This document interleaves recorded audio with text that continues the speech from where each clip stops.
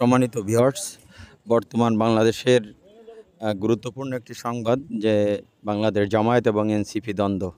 তো আজকের ভিডিওতে চলুন দেখে আসি আওয়ামী লীগকে নিষিদ্ধ করার আন্দোলন শেষ হতে না হতেই এবার ভার্চুয়ালি তুমুল বিতণ্ডায় জড়িয়ে পড়তে দেখা যায় জাতীয় নাগরিক পার্টি ও জামায়াত শিবির নেতাকর্মীদের। জুলাই অভ্যুত্থান ও সম্প্রতি আওয়ামী লীগ নিষিদ্ধ করার আন্দোলনে একসঙ্গে মাঠে কর্মসূচি পালন করা দল দুটির এ বিরোধ রাজনীতিতেও তৈরি হয়েছে নানা কৌতূহল।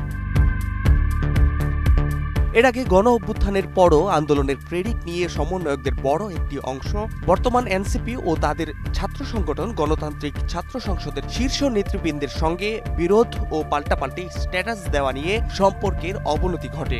সম্প্রতি আওয়ামী লীগ নিষিদ্ধের আন্দোলনে এক কাতারে ফের মাঠে নামেন উভয় দলের নেতাকর্মীরা, কিন্তু আন্দোলন শেষ হতেই আবারও স্পষ্ট হয় মতবিরোধ। জাতীয় নাগরিক পার্টি এক বিবৃতিতে সরাসরি মুক্তিযুদ্ধকালীন সহযোগীদের রাজনৈতিক অবস্থান স্পষ্ট করার আহ্বান জানিয়েছেন।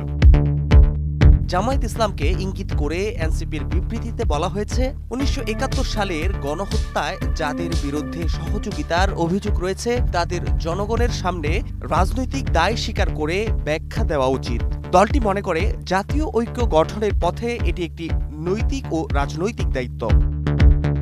বিবৃতিতে এনসিপি বলে, সাম্প্রতিক সময়ের আওয়ামী লীগ নিষিদ্ধের দাবিতে যে ফেসিবাদ বিরোধী আন্দোলন হয়েছে সেখানে একটি পক্ষ উদ্দেশ্যমূলকভাবে ইতিহাস বিরোধী ও দলীয় স্লোগান দিয়ে আন্দোলনের ভাবমূর্তি ক্ষুণ্ণ করেছে। এতে ঐক্য প্রক্রিয়া বাধাগ্রস্ত হয়েছে।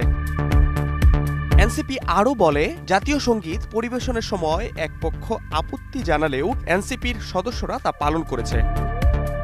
অন্যদিকে দেশের সার্বিক পরিস্থিতিতে সংবেদনশীলতা বজায় রেখে কোনো উস্কানিমূলক অপ্রীতিকর ঘটনায় না জড়াতে কর্মীদের নির্দেশ দিয়েছে জামায়াতের আমির ডক্টর শফিকুর রহমান।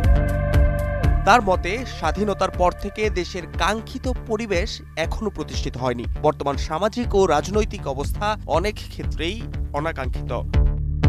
এনসিপি মনে করে, অতীতের বিভাজন থেকে বেরিয়ে একটি বৃহত্তর ঐক্যের মাধ্যমেই ভবিষ্যতের বাংলাদেশ গড়া সম্ভব।